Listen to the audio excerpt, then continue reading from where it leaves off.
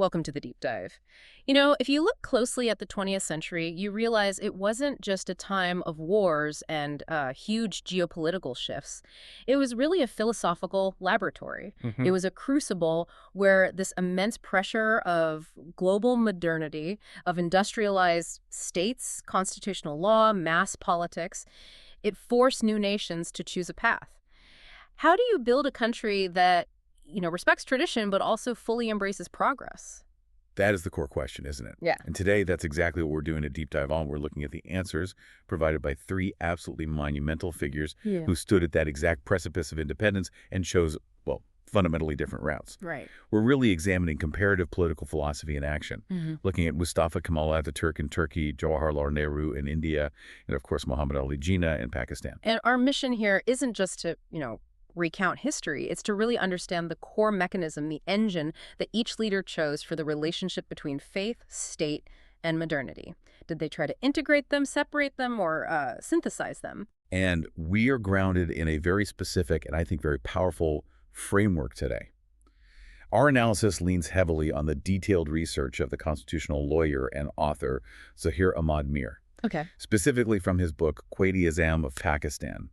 And what Meer does is he offers a clarity that moves beyond these simple labels like secular or religious. He gets right down to the constitutional engineering. That's so vital because the goal here is to really understand Jinnah's unique vision, what the source calls moral democracy, by holding it up against the very different paths of Ataturk and Nehru. These three leaders, they didn't just govern differently. No. They defined modernity itself in three completely distinct ways. Exactly. Meer's entire analysis hinges on how each leader treated their nation's deep spiritual and cultural heritage in relation to the new modern state structure they were building. The source material outlines these three competing approaches, and that really defines this entire deep dive. So let's lay out that comparative framework right at the start. I think it guides everything we're about to discuss. Certainly. So according to Meer, Ataturk sought modernization through what he calls radical secularization. This was about a deliberate, forceful, state-imposed rupture with traditional faith structures. A complete break. A complete break, designed to reorient the nation entirely toward a Western institutional model. Okay, so that's path one. Then you have Nehru. With Nehru, the focus was on establishing scientific socialism within a centralized democracy. So his approach was the neutralization of faith. Neutralization, what does that mean in practice? It means the state would maintain a strict public neutrality, while social progress would be driven by things like economic planning and, crucially, centralized power. Okay, so rupture and neutralization, and that brings us to Jinnah. And finally, Jinnah, who envisioned something Meer calls moral democracy rooted in Islamic constitutionalism. It was this incredibly ambitious attempt at synthesis, Synthesis. a harmonization of modern democratic structures with these deeply held ethical traditions. I think the complexity of that synthesis is probably why Jinnah's path is so often misunderstood globally. I mean, it's really hard to imagine reforming a state without either, fully rejecting the past or being completely swallowed by it. It is the great challenge of the 20th century, and Meer's core thesis just crystallizes the difference perfectly. Yeah. He argues, and I'm quoting here, Ataturk westernized faith, Nehru neutralized it, but Jinnah harmonized it. Wow. And we need to spend the next 30 minutes or so unpacking exactly what that harmonization entails and why it was arguably the most challenging of all three experiments. That categorization, westernized, neutralized, harmonized, that is the perfect entry point. Let's jump right in with segment one and the most dramatic approach. Ataturk, the vision of rupture and rejection. To really understand Ataturk's strategy, you have to appreciate the context. I mean, the sheer trauma of the situation. He wasn't just building a nation from scratch. Yeah. He was salvaging the core of Anatolia from the complete and utter collapse of the Ottoman Empire. This was a state that was synonymous with the caliphate, with Islamic power for 6 centuries. 600 years. And when that state was dismantled after World War I, Ataturk faced this fundamental challenge. Yeah. How do you modernize a nation whose entire identity is inextricably linked to a religious system that had, clearly failed militarily and politically? And his solution was just radical. He believed the tradition wasn't just holding Turkey back. In his view, it was an act of liability that needed to be, surgically removed for the state to survive and gain any international respect. Precisely. His was a strategy of deliberate, almost violent rupture. It wasn't about slowly adapting or reforming. No gradual change. Not at all. It was about replacing the entire operating system of the state. He saw absolutely no compatibility between the structures of the past and the demands of, modern European nationhood. Yeah. And this leads us directly to the specific examples of his state-led secularism, which go so far beyond just, disestablishment. They were a revolutionary overhaul of society. Oh, absolutely. And it started right at the very top with the dismantling of the caliphate. That act alone, in 1924, you just can't overstate its global significance. The caliphate had symbolized the unity of the global Muslim community, the Ummah, for centuries. By abolishing it, Atatürk immediately and single-handedly severed the state's connection to any traditional religious authority. Yeah. He declared that Turkey's identity would be purely national and territorial, not derived from some global spiritual mandate. But the rupture went so much deeper than just political institutions. Yeah. The source material really emphasizes how this secularization targeted language and law. I mean, the very bedrock of a culture. Let's look at the legal reform. It's just staggering. The Ottoman Empire had historically operated under the Misal. Okay, what was that exactly? It was a codified law system based on Hanafi Islamic jurisprudence. And this system, while it was often complex, it maintained a very clear, unbroken link to tradition. Atatürk just replaced the Misal wholesale. And what did he replace it with? He didn't invent a new secular Turkish code from scratch, did he? No, and that's the key technical detail that really defines Westernization in this context. He imported codes directly from Europe. He adopted the Swiss Civil Code, the Italian Penal Code, and the German Commercial Code. So it wasn't just a legal update. Not at all. It was a profound philosophical statement that Turkish law would, from that point on, be based entirely on European institutional models, completely bypassing centuries of indigenous legal development. It was forced modernization through legislative mimicry. And the change in script replacing the Arabic script with the Latin script.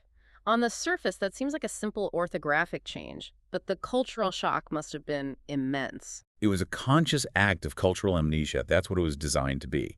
It was meant to sever historical memory. The Arabic script linked Turkish literacy to Persian, to Arabic, to all of Ottoman literature, which was all deeply intertwined with religious tradition. Right. By mandating the Latin script, Ataturk cut off the average citizen from reading their own grandparents' letters, Oh. from reading the historical archives, from the foundational religious texts in their original written form. It was a physical reorientation of the nation's gaze, forcing it westwards, away from its own past. The goal, as you said, was clear. Discipline and modernity, and you achieved that through detachment. But let's look at Meer's analysis of the costs. What were the unintended consequences of such a dramatic rupture? Meer's critique is fascinating because he fully acknowledges the immediate success. Ataturk certainly established discipline, there's no question. All right. He created a strong, functional, militarily cohesive nation-state that could finally stand up to external powers. But the cost, the source argues, was profound. Spiritual continuity. That sounds like a nation with maybe a fast-track economy and a functional government, but perhaps a crisis of internal meaning, of shared values. Precisely. The state had imposed civic order, but by actively pushing out the traditional sources of morality and ethics, by banning Sufi orders, secularizing education, silencing traditional religious discourse, it created what Meer describes as civic order but moral emptiness. That is a very powerful and a very paradoxical outcome. If the state is efficient but the society lacks a spiritual compass that's derived from its own history, where does the population turn for guidance? The source captures this brilliantly with a specific phrase, and you should remember this. The mosque was silent, the court was strong. The mosque was silent, the court was strong. It just beautifully encapsulates the prioritization of state power, represented by the courts and the military, over any spiritual or moral authority, which was represented by the mosque. And this raised the long-term dilemma. If your constitution doesn't get its ethical mandate from the shared values of the people, will the people ever truly feel invested in its moral authority? This realization is so crucial for you, the listener, to grasp. Modernization through detachment, it often achieves discipline, yes, but it creates this vacuum that has to be filled later. And potentially violently. Right, potentially violently, as those suppressed spiritual needs eventually seek re-entry into the public sphere. It's the challenge of trying to leapfrog centuries of development in a single decade. Ataturk essentially tried to erase his nation's spiritual history to secure its political future. It's an approach built on the idea that history is a liability, and that a new identity must be adopted, wholesale. That sets the stage perfectly for the contrast with Nehru. So if Atatürk was all about rupture and westernization, Nehru's approach in India, while also aiming for a modern secular state, was about neutralization. Neutralization and, critically, centralization. Okay, let's move to segment 2. Nehru's vision of centralized scientific socialism. Nehru's vision was deeply influenced by the Fabian socialist thought that was popular in Britain at the time. Right. And also by the urgent desire to lift a massive, incredibly diverse population out of endemic poverty. So his modernity was defined by two main pillars: scientific socialism and parliamentary democracy. Can we break down what scientific socialism meant in the context of newly independent India? It wasn't Soviet-style communism, but it was certainly centralized. Absolutely. Scientific socialism meant prioritizing state planning and control over all the key economic sectors. It was this belief that rational scientific methodologies applied by a centralized state authority, in this case Delhi, were the only way to ensure equitable distribution and, rapid industrialization. And this is where we see the concept of the five-year plans coming in, right? These huge, large-scale state investments in dams, in infrastructure, heavy industry, all centrally directed from the top down. Precisely. Nehru believed that economic progress was the key to forging a unified modern Indian identity, an identity that could transcend regional, caste, and yes, religious differences. The state would be the engine of all progress. And regarding religion, the source material says that Nehru believed it should remain strictly private. The state had to maintain strict neutrality. On paper, that sounds like an ideal liberal secular state, doesn't it? A clear separation to ensure the government doesn't favor one faith over another. In theory, yes. The state aimed to be a secular arbiter, impartial to all faiths. But we have to look at the motivation for that centralization. In the immediate bloody aftermath of partition, the pressure to prevent further balkanization, the fear that India would break into dozens of smaller, warring states, was immense. I imagine. So centralizing power in Delhi was arguably seen as a necessary measure, a survival measure, to impose political cohesion on a staggeringly diverse entity. So you could make the argument that strong centralization was a practical necessity for survival, but this very structure then fed into the problem that Jinnah feared most. That is exactly the path the source material traces. While the intent was neutrality, the critique introduced by Meer is that this model, over time, it just defaulted into majoritarian dominance under a secular mask. That is a profound accusation. How does a state that's committed to constitutional secularism and neutrality end up functioning as a majoritarian system? Well, the author Zaheer Ahmad Meer, he provides a very precise definition for this. He calls Nehru's secularism political arithmetic majority rule presented as moral order. Political arithmetic. Political arithmetic. If your democracy is fundamentally defined by simple math sheer numbers in elections and legislative majorities, then the identity, the cultural assumptions, and the legislative priorities of the single largest group will inevitably define the so-called neutral public sphere. So even if the Constitution says all citizens are equal, if the cultural and demographic reality is so heavily skewed toward one majority, their worldview dictates what's considered normal or public or neutral, and that leaves minorities perpetually on the defensive. That's the structural critique. The neutrality becomes, in a way, illusory, because the political mechanism itself, majority rule, automatically empowers one group to define the political, cultural, and even the social landscape. The centralized power in Delhi, which was designed to unify, ended up reinforcing the cultural majority's position simply through the mechanics of numbers. And the practical failure the source highlights is that despite all these guarantees of secularism, the model ultimately failed to adequately protect minorities from persistent social prejudice. And, crucially, it failed to create a genuinely unified social fabric. The unity was political and economic, yes. It was driven by these centralized plans. But the deep-seated divisions of caste and creed remained incredibly powerful social forces.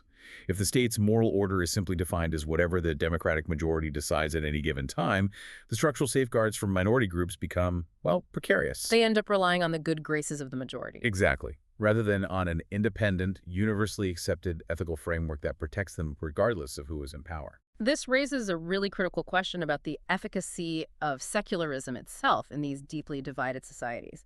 Was the focus on political arithmetic, the sheer mechanism of voting, was it inherently incompatible with generating genuine structural protection for minority groups who needed more than just a vote?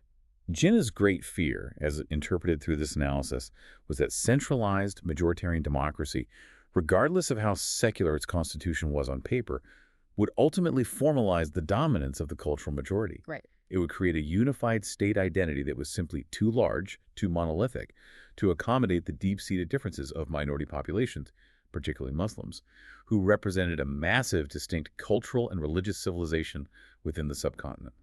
Okay, so we have the complete rupture of Atatürk, leading to this civic order but a kind of moral emptiness. Then we have the neutralization and centralization of Nehru, which aimed for scientific progress but risked majoritarian dominance. And this brings us to Jinnah, the architect of the Third Road, the vision of synthesis and moral democracy. And this road is distinct precisely because it rejected both of those extremes. Jinnah recognized the need for a modern constitutional state. He was, after all, a brilliant constitutional lawyer and a Democrat. Absolutely. But he also recognized the deep inherent need for a spiritual and ethical anchoring, something that Ataturk abandoned and Nehru, privatized. So his genius, Meer argues, was in synthesis, reforming the institutions without a spiritual rupture and modernizing without demanding the complete abandonment of faith. I mean, how do you even pull off that kind of balancing act? It required a profound intellectual shift in how you even define the role of faith. Yeah. Jinnah had to unite the necessary institutions of modern constitutionalism, parliamentary structures, rule of law, fundamental rights, with a guiding Islamic morality. We have to be very, very precise here to avoid any misunderstanding. What was the state Jinnah actually envisioned? It was definitely not a theocracy, which is a state ruled by religious clerics or, a rigid interpretation of divine law. Absolutely correct. And the source is explicit in distinguishing Jinnah's vision from theocracy. The key phrase for his state is moral democracy. This was a state where the law embodied ethics. The law embodied ethics. Yes, the democratic mechanisms, elections, parliament, judicial review, they would remain modern. But the underlying ethical framework that informs that legislation and governance will be derived from the universal moral principles inherent in Islam. That makes faith the inspiration, not the legislator. So the state is inspired by ethical principles like justice and equality, rather than being imposed upon by clerical authority or some medieval legal interpretation. That is the crucial differentiation. The source material points to the universal moral imperatives of Islam, specifically adl, which means justice, and musawat, equality, as the non-negotiable guiding principles.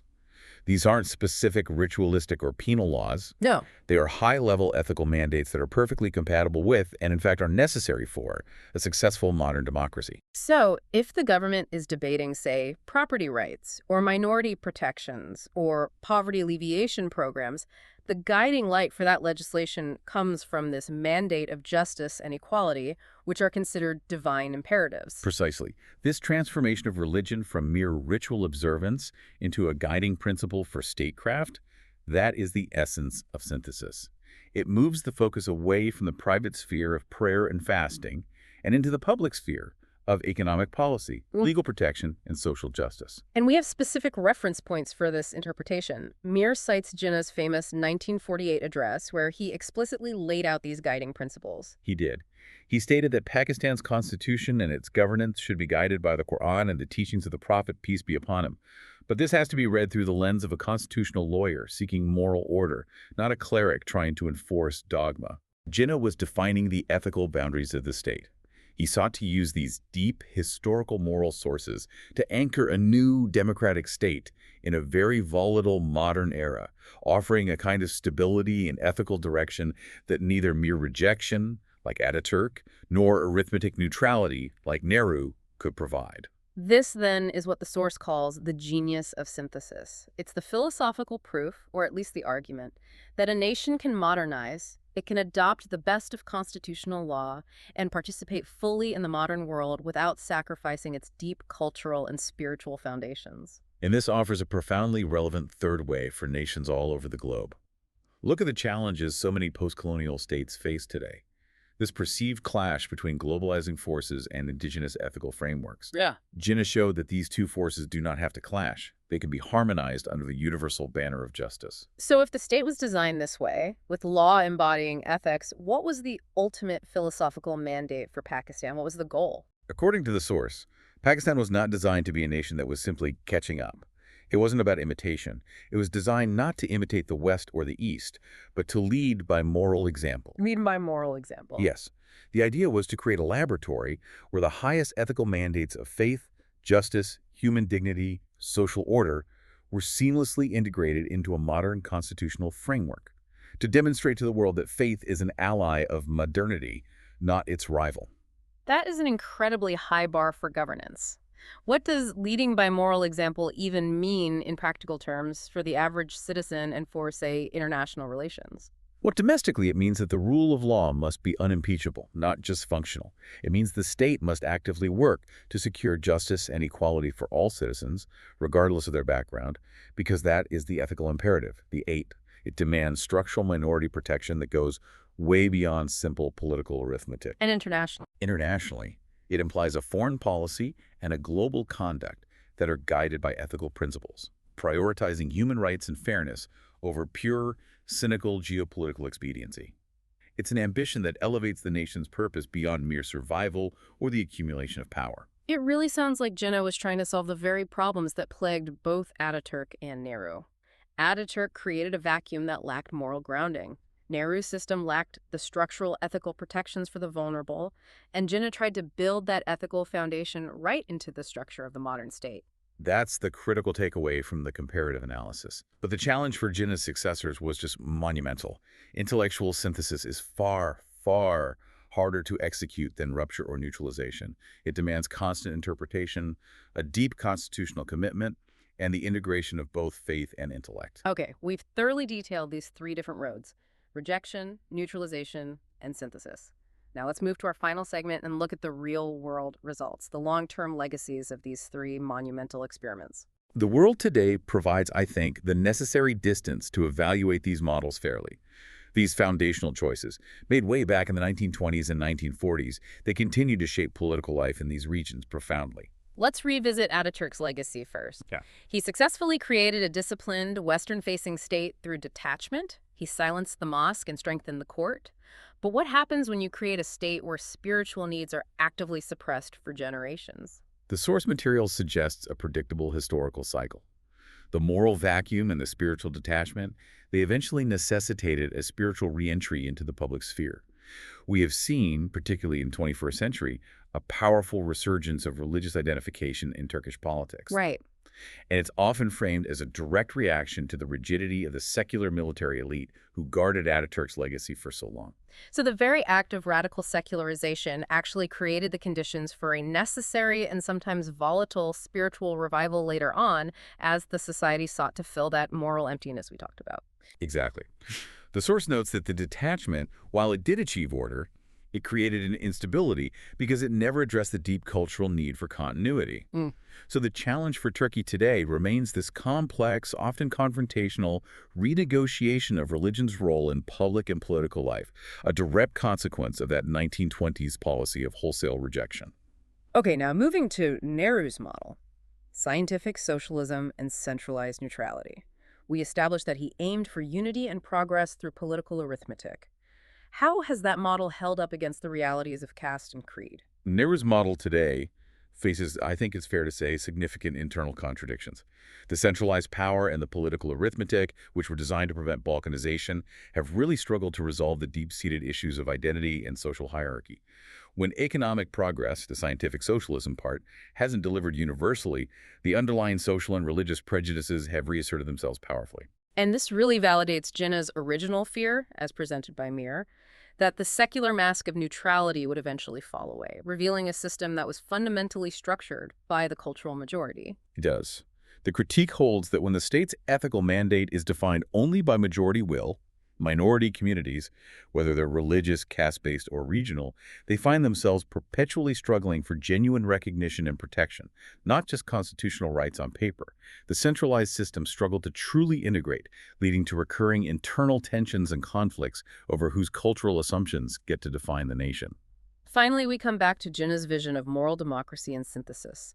Meer identifies this as the most balanced path, the path that attempted to combine law, morality, and freedom. And yet, what is its status today? This is where the tragedy lies, really.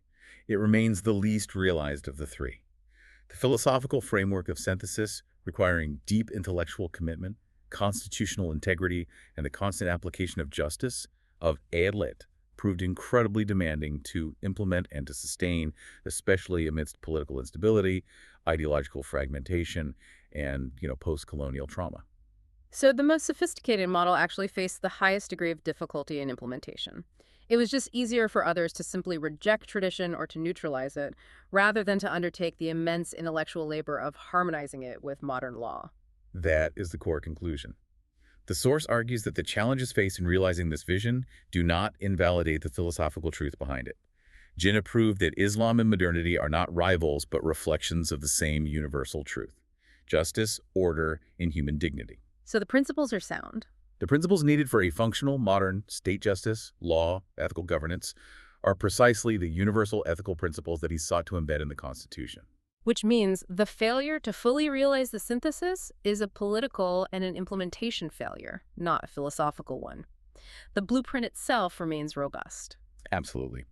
The powerful conclusion here is that Pakistan was designed to lead by moral example, using its core ethical framework to define a new standard of governance. The experiment was not about catching up to the West. It was about forging a new path based on intellectual independence and moral integrity. If you can successfully embed universal ethics into constitutional law, the state naturally becomes orderly and just. The challenge is maintaining the integrity required to uphold that standard. This deep dive has done exactly what we set out to do. We've moved beyond those simple labels. We've seen three competing responses to the inevitable clash of tradition and modernity: Atatürk's road of rejection, Nehru's road of neutralization, and Jinnah's road of synthesis. And we've seen the long-term cost of each. Rejection brought discipline, but it caused spiritual continuity. Neutralization aimed for unity, but it risked majoritarian dominance. Only the synthesis attempted to successfully combine law, morality, and freedom, making it by far the most ambitious path. It is a profound lesson in constitutional engineering, isn't it? The mechanism you choose for incorporating or excluding deeply held values defines your nation's destiny for generations. And the power of Meer's analysis is that it leaves us with this actionable philosophical challenge. It suggests that Jinnah's road, the road of moral democracy and synthesis, is, and I quote, still open, waiting for travelers with faith and intellect. That is a powerful image, and we Yeah. have to leave you with this final provocative thought, because this issue of finding an ethical anchor for governance is perhaps the most pressing global challenge we face today. Considering the contemporary challenges of rising instability, global distrust in institutions, and these ethical vacuums in politics, we ask you to reflect on this. What specific components of Jinnah's vision of state-inspired morality, that emphasis on universal ethical principles like adil or justice, guiding modern law, what components are most relevant for leaders today who are seeking stability, justice, and popular legitimacy? The integration of intellect, faith, and constitutionalism, rather than their separation, remains a profoundly relevant ideal.